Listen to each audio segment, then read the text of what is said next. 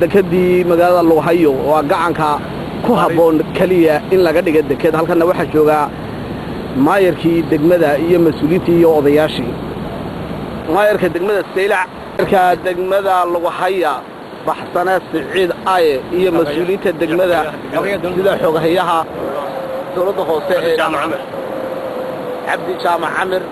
iyo odayaal dhaqameed kale oo iyaguna jooga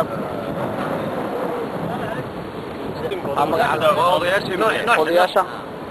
wuxuuna ka warramayaa maayarku balbaahayaha ka jira degmada iyo sida wax qabad ugu baahayn iyo halka ku haboon ee dekad looga dhigi karo wuxuuna maayar baxsana ku bilaabay hadalkiisa bismillaahir rahmaanir rahiim allahumma salli ala sayyidina muhammad wa ala alihi wa sahbihi wasallam kulli waan salaamaya marka hore marka xiga hadii aan ku daro baahayaha degmada Luqayaad degmada Luqayaad waa degmo in badan soo jirtay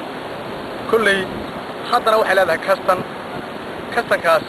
dadka ku dhaqan degmada Luqayaad waa dad xoog ka soo baxa badda iskood xoog waqala soo baxa waa aragtaan laashashka ilaa la shaqeeyay laash baa yaala degmada kulli dadkan wuxuu in loo sameeyo dekad dadkan wuxuu u baahan yahay in loo sameeyo dekad iyadoo aan oran karo badda Luqayaad waxa jira bada ka xun badda Hindi oo kale aad bay uga xun tahay kulli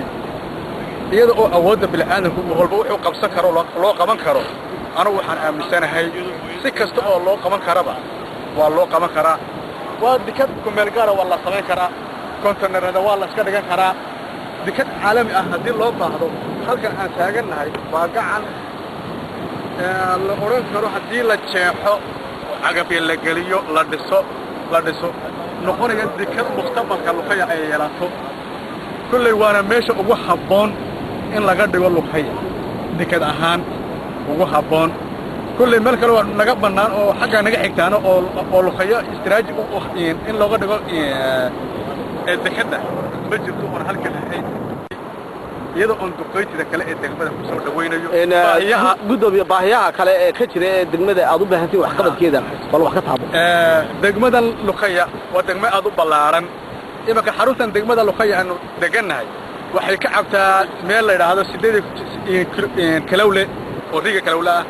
waa 18 kilomitir bay noo jirtaa mar walba uu naga xumaada hal ijiin baa yaala waana hal ceel wuxuuna waraabiyaa riigaasi ilaa 45 kilomitir oo isku wareeg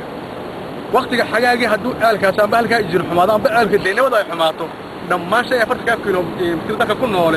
biyo la'aan kulli number 1 waxaan oran karnaa waxaan leenahay biyaha orda dekada loo sameeyo number 2 biyaha talabaad waa biyaha riga aan loo qodo oo ka cabtay booni Luqayaad kale ma qadi ka tabaxday taalan amnigeega burcad badeed oo kale siday ugu tahay bal dhulka kale ma soo gaadha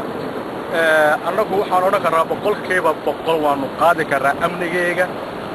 soo dhaweynteeda wax qabad nabadgelyadeeda boqolkiiba boqol waanu qaadi karnaa waanu ka haboon badeeda haba yaraatay ee ka jiraan ma jiro haba yaraatay saddexaad degmadu waa degmo ballaaran waxaa lagu qiyaasi karaa in ilaa 30 ilaa 40 tuulo oo waaweyn ma laha isbitaal weyn oo guud bal waxa ugu afar MCH bay leedahay ambulance ma laha degmadu kulli isbitaal guud baan u baahanahay waayo qofkii MCH ka awood bata waxa loo qaadaa Boorama amba Jabuuti amba Hargeysa iyadoo oo waliba gaadiid ambulance una jirin inta la sii wado ayuuba nafta ka baxaysa amba qaar u dhintaa kulli caafimaadkaasna waa la bartay wax barashadu halkan waxa leedahay dugsi hoose dhexe 3 sanada waxa ka baxay secondary-gaas labadii sano hore waxaan u gudbinay Boorama waxa loo geeyay qaraabadooda abtigii inaadeerkii habariyadii qaraabo la waday dhammaan waxa sanad sidoo soo socda hadda albaxaya ayrkan baxaya meel la geeyo mara insha Allah waxaan dhamaan gabayno dhamaan insha Allah dugsiga gabaydo oo saaka soo maray gabagaba ku dhawaa kaasna inuu wax naga qabto ma laga yaabo wax kala boodin kulli dugsiga gabay in badan la sugay hadii uu furmo waxaan rajaynayaa inuu kabo oo away meel qoodhan loo sameeyo dadkan uu tago hadii kale iskoolka hadaan gab furin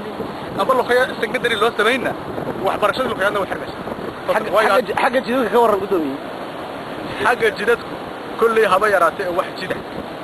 ee hagaagsan ma jiro waa qasab lagu socdaa kulli dadku waa soo marteen baabuurta waa soo marteen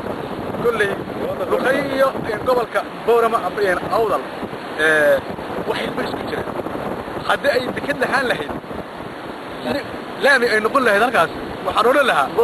ninku uu ka soo shaqo tagi lahaa isagoo shaqadiisa ka qabsan iminka dekadu qaabka u shaqeysaa qaabkeed wax ugu soo degtaan markay yimaadiin alaabaha ama raashinada ama shidaalka laashashkaas ku soo qaadanaa qofkaas